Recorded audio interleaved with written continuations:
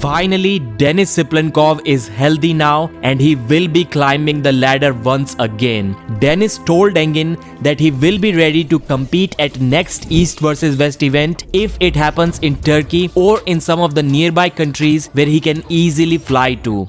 Denis will be closely watching East vs West 15 in Georgia, which will happen on February 15th, and then he along with Engin Terzi will decide who the next opponent is going to be. In fact, Denis just left that decision to Engin Terzi, but it was Engin who told Denis that he won't fix any match for him without asking if the opponent is okay for Denis or not. In the Body Mania video, Denis said that he would like to have his next super match against someone who's towards the lower side of top 10 rankings in the world. So who could that possibly be? If we look at the recent East vs West rankings, then we have Georgi Svetkov at number 8, which makes perfect sense for Denis. I think it's a cool match. Then we have Vitaly Lalitin at number 9. This ranking doesn't make sense for Denis, and this super match wouldn't make sense either. Then we have Artyom Morozov at number 10. I think Morozov versus Denis can actually be a really cool match. But then in that recent interview with Engin, Denis said that he would like to have a super match against someone who is not within top 5. So then we can include maybe the number 6 guy, Gennady Quickvinia. Well, not really. Gennady, I think, is at this point, it's safe to say he's ahead of Denis Cyplenkov. Then we have number 7, Alex Kordecha. I think that match also makes perfect sense and I would like to see that. But even better than these 4-5 names, I have another name in my mind, and that name is Sergey Kalinishenko. I know he's cutting to 115 kilos for the Frank Lamparelli super match, but he would gain weight within a month if the Denis Cyplenkov match gets offered. And I think it can be a really cool comeback match for Denis. It can be a good test. Sergey is no joke and he's active on social media. He's trying to learn English now, created a new channel. I'll link it in the description. The guy is all over the place and I think it can be a really good match. So Valera was talking about Denis. He was answering some questions, and when the interviewer asked him about his current shape, whether he can get back into top shape or not, his answer was, anybody who doubts that Denis is strong, try and arm wrestle him. He said when he arm wrestled Denis a couple of weeks ago, and then when he arm wrestled him now, he's already a different beast. Denis can gain so much in just a couple of weeks or even less than that. Many arm wrestlers can't gain that much